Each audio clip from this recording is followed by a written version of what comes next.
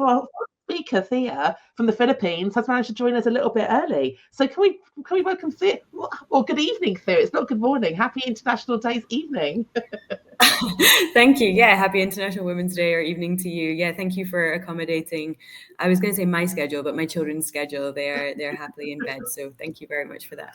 Oh, good. You've clearly had a very busy day and they're knackered and you've got them to bed early. So I'm sure everyone's going to be grateful for making the event a little bit shorter. And for the people who were looking forward to the Markle bit, I'll do that as a separate event. So I'm going to shush and let you crack on and tell us all about WISE and the mentoring hub. Thea, over to you.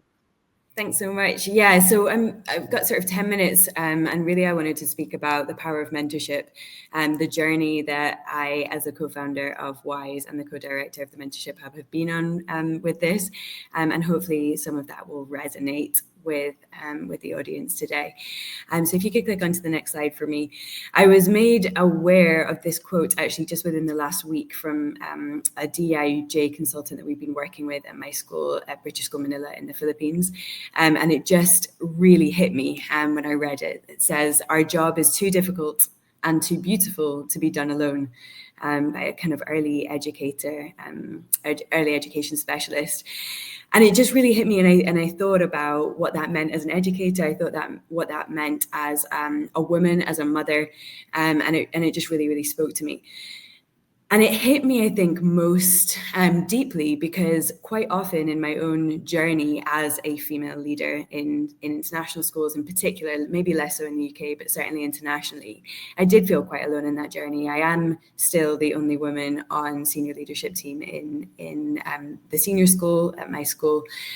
And I was wondering why I felt so alone in my job, and I'm not imagining it. I know we've heard, as I've been dipping in and out this afternoon, this evening, I've heard so many statistics that would make anybody angry about that. But just to kind of recap on that, women are significantly underrepresented in leadership educational positions worldwide, and we've heard that I think a few times today.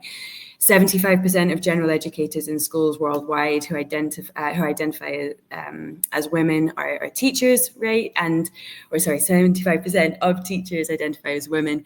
And when you look at the research from Finding Your Path as a Woman in School Leadership, which came out in 2023, still between 28 and 30% of heads of international schools are women. I think it's interesting that we don't have a firm statistic on that. I think there is a massive lack of data in this area, and colleagues through WISE that I've met have shared that as well, that it's actually a really understudied area, and I think we can understand why. If you could click through that for me. The other reason that we might feel alone in leadership as women, particularly in international schools, is that women are less likely to be promoted than men. I know that Yamina was talking about that earlier. But in US schools, 57% of women say that they've been overlooked or passed up for advanced opportunities, leadership opportunities that were given to male colleagues. And 53% of superintendents, so heads of schools in the US, say that they've had conversations or negotiations about their salary where they felt that their gender influenced the outcome, which we can presume from that statistic was maybe on the lower side than the male counterparts. I believe strongly that this is in part due to networking still being fairly traditional in nature. And I know Hannah is an absolute expert at talking about networking and opening up our eyes to different possibilities and ways of networking, which is really, really important. But if we dig down into that a little bit more, there's still a great deal of homophilia in networking. Men display more there's a bias there, right? That means that they're more likely to network with other men and more likely to form connections with other men through activities that are male dominated, such as sports, for example. And they also feel more comfortable in those areas, and women may experience ambivalence, particularly in those kind of networking settings, which could limit the effectiveness of the networking. So it's not even just that they're not in there, but when they are, it's less effective. And that research comes from a journal all about networking, not necessarily in education, but in other sectors as well. And then, of course, women, when we do enter those situations where we can network, where maybe we do think it's going effectively, actually, even if we're presenting well, we're faced with those biases. And I think that particularly is demonstrated in senior leadership positions. There was a study done that was discussed in the Financial Times, really kind of depressing. And so actually, this is what led me into this work. I had in sort of August, September time of 2022, a number of women in my school who said that they just didn't have any women in leadership positions to help them and to guide them, any perspectives that were maybe outside of the kind of male-dominated norm. And they were asking me to be a mentor, really, not to take over their line management in their line management capacity, of course, but just to offer an alternative perspective.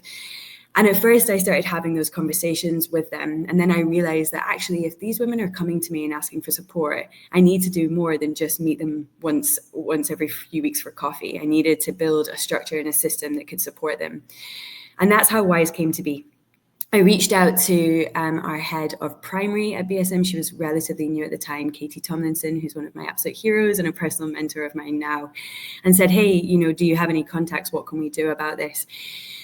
And she said, yeah, I know a few people, and started to send emails. And from that, we sort of set up some informal networking and mentoring opportunities. But what was really interesting was that every time she spoke to a head of school or a deputy head of school and asked if there was anyone that could support our staff, they were also asking for kind of reciprocity. They were asking for somebody that could mentor someone in their team. And so again, it kind of confirmed to us that we could and should be doing more to support these women in leadership positions or those aspiring to do so. And so we sent out a Google form. It was pretty simple at first. And within a few weeks, really, we'd already set up 60 matches. The next term, we sent out another form and we set up another 60 matches. So we had quite a few women in our network already, although it was still fairly kind of informal at that point. We are now at the point where we have over 450 women involved in WISE. And if you could click through to the next slide for me, you can see that this goes way beyond our kind of local network where we started in the Philippines and Malaysia, but it reaches, across the whole globe, really. And I think that really paints a picture for us of how necessary something like this is, a networking opportunity for women in leadership and education, and that people from across the world in different time zones are reaching out to us in the Philippines for support. People are getting up at 6 a.m, 5:30 in the morning to have their mentorship sessions, because they find it so valuable and because there's such a gap in other areas of the world, which I just think is depressing, but also quite inspiring, really, that people will put themselves out there and connect in order to sort of support each other, support themselves as well, and invest in themselves. As we were setting up these networking or mentoring relationships, it wasn't solving the problem, we realized, and people within the network were asking for more. They were asking for online sessions, which we started to do, and really we were focusing on mentorship at first, but people were asking for more. Can you help with interview skills? Can you help with CVs and applications? Can you help with courageous conversations? And so instead of running kind of ad hoc sessions, we decided to take the brave step into advertising a conference. And if you click onto the next slide, you will see that these are all the women that gathered together in Manila in the Philippines last February, so February 2024. And it was our inaugural event. And really, we had decided in the organization that it would never happen again, and that we were far too stretched. We're full-time mothers and wives and full-time school leaders as well. And so we felt like this was maybe just too much. But what was really interesting was that even before the conference had ended, we had multiple women from across different schools requesting to host the next WISE. And so we stopped and thought about it and decided that we couldn't stop there, that if this is what people were wanting and in fact needing, then we needed to support that growth. And if you click onto the following slide, you'll be able to see that this is a slightly larger group that gathered just a few weeks ago in Seoul at Dulwich, Seoul. And it was an absolutely incredible conference. Hannah was one of our keynote speakers, and we're so grateful for her knowledge. Despite the fact she was ill, she presented one of the most flawless and smooth presentations I think I've ever seen. So thank you to you, Hannah, for that. And as well as the conference, as I mentioned, the need is really there. People were asking for support and guidance.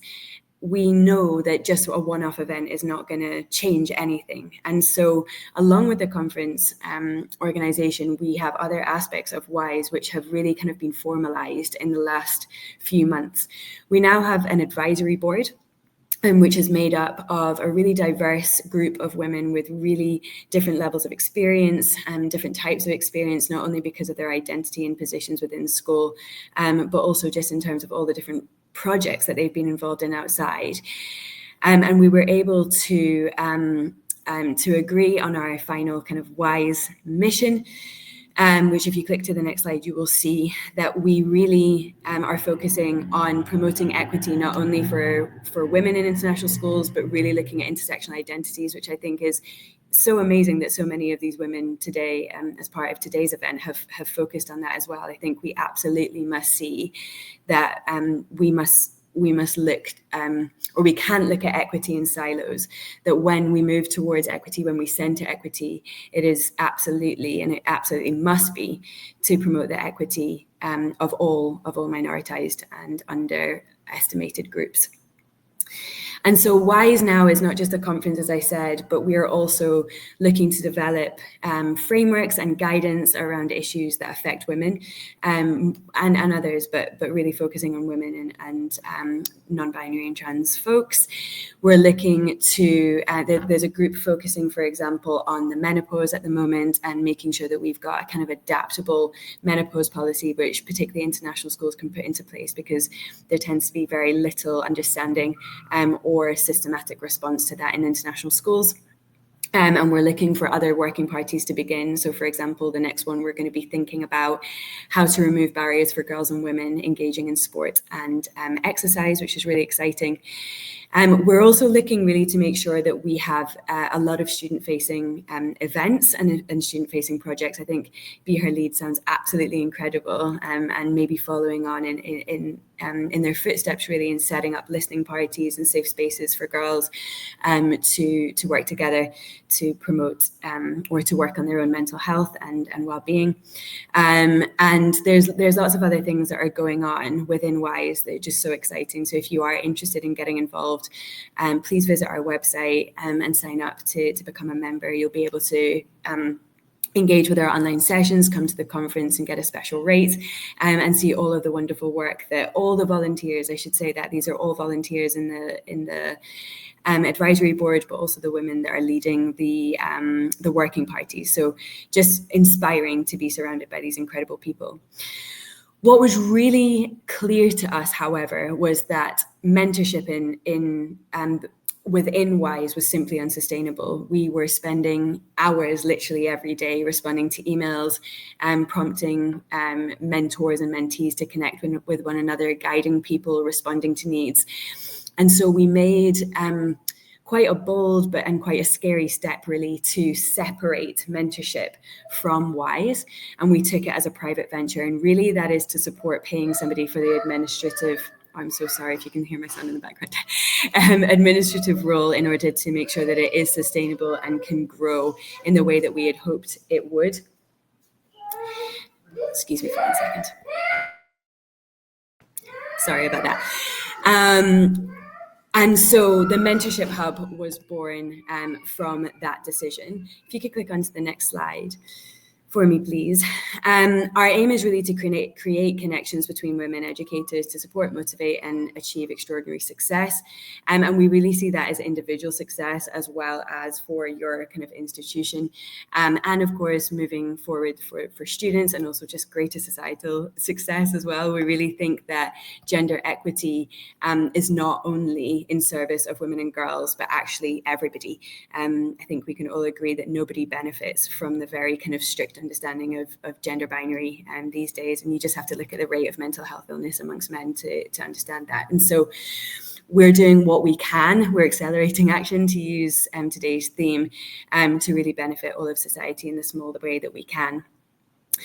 We're really focused on mentorship, and while I really value coaching, I feel like mentorship has its own role to play. And so I wanted to just talk about the benefits, the many benefits of mentorship that I have personally experienced, and that we've also had feedback from previous WISE mentors and mentees about. So if you could click to the next slide, please. I think it's really important to look to corporations really and see where they're spending their money, because if they're spending their money there and they're seeing success there, that means something, right? And I think what's really interesting is that more and more, particularly in the global north, we're seeing big corporations adopting mentorship programs, either within their own companies or beyond. And so if you click through for me, please. In the United States, 97.5% of Fortune 500 companies have implemented mentoring programs. And I think that really underscores the value placed on mentorship for leadership development and productivity enhancement. Studies indicate that 65% of leaders who receive mentoring experienced a direct increase in revenues, and 64% reported higher profits. Additionally, 63% expanded their workforce, highlighting mentorship's role in business growth. Now, obviously, schools don't work in that same sort of way, but as I say, if businesses are spending their money on something, it means that it works. I mean, not always, but I think we can see that with mentorship, there is real value added. I think it's also important in the context of women, or people who identify as women, who often are juggling so many things. And we've seen that with our speakers today. And I've demonstrated or modeled through my son crying in the background there, that we very rarely carve out time to reflect on our own journeys as educators and as leaders. And I think we're not encouraged to do so as women. We're very much seen, or we very much taught to believe that we should give up our time to others and care for others. And so carving out that time to think about where we are, why we're doing what we're doing, and making an action plan, investing in ourselves, I think is extremely powerful and really empowering as well. I mentioned before that WISE was born out of women saying that while they respected their line managers, they needed a different perspective, and they didn't always feel like sharing their challenges, and particularly when it related to their personal circumstances, was particularly safe with the men that were leading them. And I really don't think that's a reflection on the very brilliant men that I work with in general, but rather wider societal expectations of men and how they respond to emotional or challenging situations, particularly with female colleagues. What mentoring provides is a really safe space outside of that work environment, where of course you are being rated against certain performance indicators, etc. It's a really safe space to share those challenges with somebody who maybe has been there before and shared some of those experiences, or at least like a shared understanding. With the Mentorship Hub, we ask people to share with us any important aspects of their identity which should guide us in connecting a mentor and a mentee, whether that's a religion, for example, or your marital status or family status. Anything that you wish to share with us that you think is pertinent, we will take into consideration and try and match you, so that there is that immediate entry point when you're having those conversations. We know it is absolutely no lie that in international education and education in general, and almost in every sphere, there is a lack of diversity and representation, not just of women, but of people of colour and of different minoritized faiths, etc. And what mentorship allows you to do is connect with someone, as I've just said, who share important identity markers with you, so that you can gain experiences. You can also look for people who have different identity markers, and so can provide challenging perspectives potentially, or at least slightly different perspectives than the one you might have. And I think that is a huge benefit really of working with a mentor. I personally have a mentor that is of a different race than I am, and she has often said, but have you thought about it like this? And it's really, really shifted my perspective and kind of opened my eyes to things that I may not have considered in my work with DIB at my school. There is also plenty of evidence that suggests that working with a mentor assists employees in managing work-life balance. And that's really because it can be tailored to your needs and circumstances. Experienced mentors share insights and techniques, of course, with their mentees to effectively prioritize tasks, set realistic goals, and draw boundaries between personal work and personal life. And I think sometimes just having that person outside say, but why are you doing this? Can't you say no here, and help you push back is is just incredibly empowering and allows you to see things from a different perspective. So these are all the reasons why I believe that mentorship is absolutely critical to actually everybody, but particularly women who are either aspiring leaders or working as leaders in international schools and in all education, educational spheres as well. If you could click onto the final slide for me, please. So as I've already mentioned, if we are to transform society and to transform our schools, we must, of course, start with ourselves. If any of my work in DIB has taught me, if my work in DIB has taught me anything, it's exactly that we absolutely need to start with ourselves and consider our own privilege, our positionality, our biases that we've learned along the way. And mentoring can give us the opportunity to do that. And so my question for us today, just to leave us with, is how can we accelerate or how can action be accelerated through this work? And firstly, I would suggest that everybody invest in yourself through mentorship, but also that we invest in the mentorship or in our teams through mentorship. So if you know that you have somebody amazing in your team who just needs a little push that could really accelerate their own journeys really through having a different perspective or to meeting somebody who shared a similar journey, and then I would really encourage you to sign up to the Mentorship Hub or any mentorship program really. But of course, I'm a big fan of our own. I think we're doing great things, and it can make a massive difference to that individual, their teams, and all of the children, of course, that they work with as well. I would also suggest that we take action by joining networks such as WISE, and I know Women Ed are doing incredible work as well. I think it's really easy to feel hopeless and helpless, particularly given the political climate.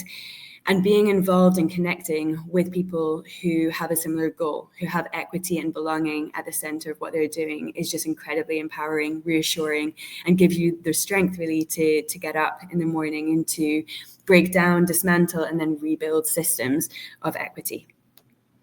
Outside of that, I really believe, and many people have spoken about this already today, that we need to practice and model allyship, advocacy, and co-conspiracy, speaking up for those who are not yet in the room, applying intersectional lenses to everything that we're doing and asking the questions, who's being centered here?